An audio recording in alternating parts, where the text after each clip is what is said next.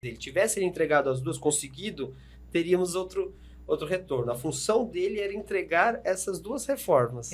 Por isso que foi preciso, quer dizer, na minha avaliação, né, eu acho que compartilho de várias, foi preciso radicalizar na violência, digamos assim, na forma, que é para poder fazer passar a reforma previdenciária, né? E aí, como é que está assim, a situação do trabalhador? Eu acho que a gente aumentou, né, o número, mas... Tem essa situação de ocupação, né? Os dados que nós vemos sobre ocupação não necessariamente refletem em relação de emprego. Existe muita narrativa econômica, narrativa dos jornais que acabou o emprego. Isso é uma narrativa ideológica, né? O emprego ainda é a base essencial do processo de acumulação de capital no mundo, né? No Brasil principalmente. No Brasil, o que o Diese mostra também no boletim de dezembro do ano passado, aumenta o número desses... Então, de 2012 até 2024, temos um aumento de quase 50% dos cargos na economia criativa. Então, vai desde a gastronomia, moda, publicidade, esses setores aí, então, que tem um trabalho intelectual, um trabalho artístico, enfim.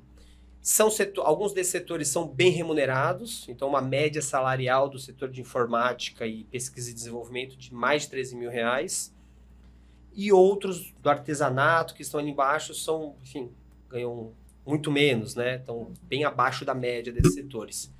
E é um setor então proporcionalmente ele cresceu mais, é uma tendência a ser observada do mercado de trabalho, cresceu mais do que outros setores, representam hoje 8% da economia nacional, não é algo para se desprezar, vem em crescente, e eles têm um maior nível de informalidade. Sim. Ou seja, eles é quase 50% de informalidade, a média nacional é 38%. Então, isso é uma tendência para ser observada com cautela, para pensar em políticas públicas, né? E felizmente, a política pública proposta pelo governo federal foi o autônomo sem direitos. Isso não é suficiente. Você me lembrou uma pesquisa, que eu não sei se foi aqui que alguém citou, que é a maioria dos trabalhadores precarizados, eles não têm essa consciência de que são precarizados. Para eles, precarizado é não ter dinheiro para consertar a moto, e ele não entende essa relação trabalhista que ele tem com os aplicativos, por exemplo. É um tema, é o tema do momento, né? Então, se a gente for conversar com um motorista de um aplicativo, né, de transporte, eu acho que a gente vai encontrar um tipo de feedback assim, perto do que tá aí tá bom. Eu era empregado, fiquei velho, era do banco, já conversei com muitos, né?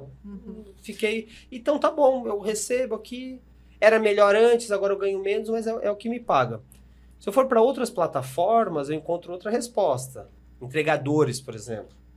Entregadores, nós temos uma precarização maior. E também dificuldade de se perceberem como precarizados. Porque aquela pessoa, imagina, aqui acho que não sei se tem muito, mas em São Paulo, aluga uma bicicleta para poder fazer uma entrega, sofre um acidente, trabalha até a exaustão, até a morte, e ninguém se responsabiliza. Sim. E outra coisa que eu ia comentar da reforma, que você falou do custo, né? Que a ideia era diminuir o custo do trabalhador. E isso não aconteceu, né? Então, essa foi uma primeira promessa não cumprida. A segunda, a geração de emprego. Tinha especialista que dizia que ia gerar 6 milhões de emprego. A gente viu que 2018 foi só 500 e poucos mil, e foi patinando, né? Mas eu queria te perguntar sobre o custo. Então, assim, não teve menos custo para o empregador, e por que ele apoia uma reforma dessa se ele não tem esse benefício financeiro? Coisa ideológica? Talvez possa entrar aqui algo que Marx já percebeu, a diferença entre a percepção individual do capitalista e a percepção da classe capitalista. Muitas vezes o capitalista individualmente age contra os interesses da própria classe. Então ele apoia medidas por isso que é necessário o Estado, então, como essa gestão desses interesses. Nesse caso, individualmente, para o dono da padaria, da banca de jornal, da farmácia, dos pequenos negócios, se ele puder flexibilizar, na cabeça dele vai ser bom. Porque ele está olhando aqui, ele não tem a visão no macro. Né? Só que no macro, a gente percebe que o fator custo do trabalho não é o único fator que explica uma competitividade e um crescimento econômico. Uma melhora na competitividade da economia brasileira frente à internacional e também do crescimento e consequente, ou não, né, desenvolvimento econômico. Então, a narrativa que colou e que cola e que os jornais mostram e que toda a sociedade acaba sendo capturada é a narrativa de que se reduzir o custo do trabalho, nós vamos ter uma melhora. Reduzimos o custo do trabalho e não tivemos uma melhora. Culpa do judiciário trabalhista que está resistente. Aí vai um STF e fala, é verdade, o Gilmar, os ministros vão falando, o judiciário trabalhista não percebeu ainda. Eles ficam jogando contra nossas decisões.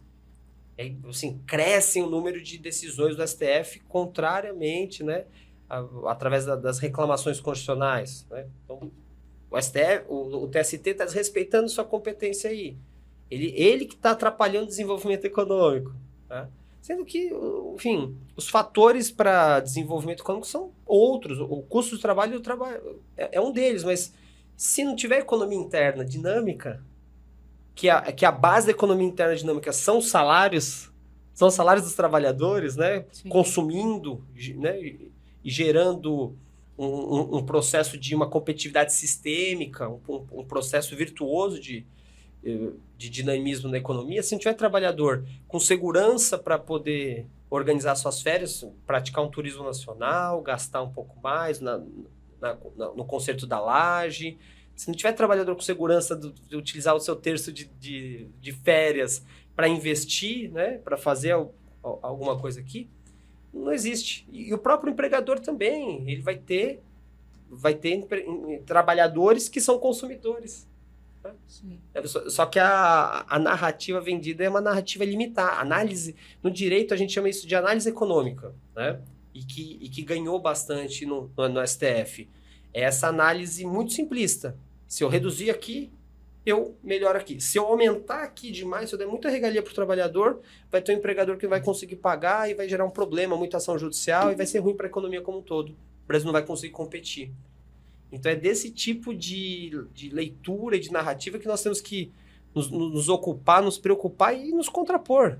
Essa narrativa não está funcionando. Esse receituário neoliberal prova que ele não vai conseguir resolver os problemas dos povos.